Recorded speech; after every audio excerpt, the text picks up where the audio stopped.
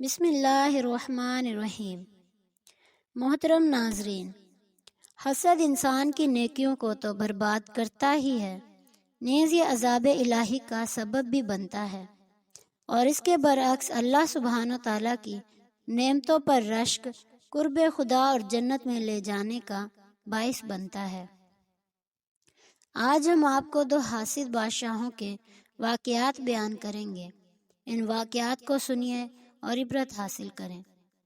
ابن عباس رضی اللہ تعالیٰ عنہ فرماتے ہیں کہ ایک بادشاہ نے سیر کا ارادہ کیا، چنانچہ وہ اپنی سلطنت میں سیر کرتا ہوا ایک طرف کو نکلا تو اس نے دیکھا کہ وہاں ایک شخص کے پاس ایک گائے موجود ہے۔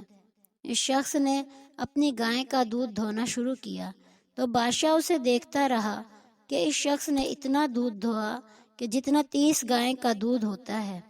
بادشاہ کو اس سے بڑا تعجب ہوا اور اس کو لینے کا ارادہ کیا اور وہاں سے آگے چل دیا۔ پھر جب دوسرا دن آیا تو بادشاہ پھر دودھ دھونے کے موقع پر وہاں پہنچ گیا، دیکھا کہ اسی گائے کا دودھ آدھا رہ گیا ہے۔ بادشاہ ایک بار پھر متعجب ہوا۔ بادشاہ نے اس شخص سے پوچھا کہ اس کا دودھ کم کیسے ہو گیا؟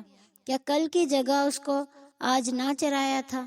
اس شخص نے جواب دیا کہ ہاں، چرایا تو تھا، لیکن معلوم ہوتا ہے کہ شاید بادشاہ نے ظلم کا ارادہ کیا ہے۔ بادشاہ کو خود پر ندامت ہوئی اور اپنے ارادے سے باز آیا۔ پھر گائے کا دودھ بھی اتنے کا اتنا ہو گیا۔ دوسرا واقعہ یہ ہے کہ ایک دفعہ نوشیروان شکار کے لیے نکلا۔ راہ میں اسے پیاس لگی۔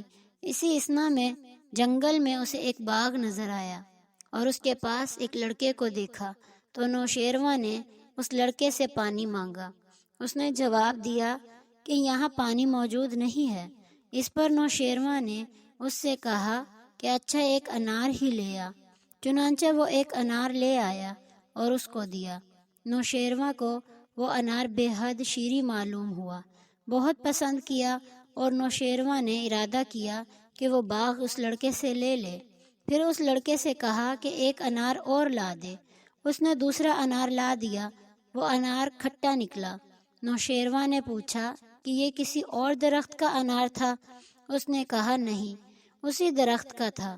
نوشیروان نے پوچھا کہ اس کا مزہ بدلا ہوا کیوں ہے؟ لڑکے نے جواب دیا کہ شاید بادشاہ کی کچھ نیت بدل گئی ہوگی۔ یہ سن کر وہ اپنے ارادے سے درگزر ہوا اور پھر اس سے ایک انار اور مانگا۔ اس نے لا کر حاضر کیا۔ جب نوشیروان نے انار کھایا تو یہ انار پہلے سے بھی عمدہ اور لذیذ تھا۔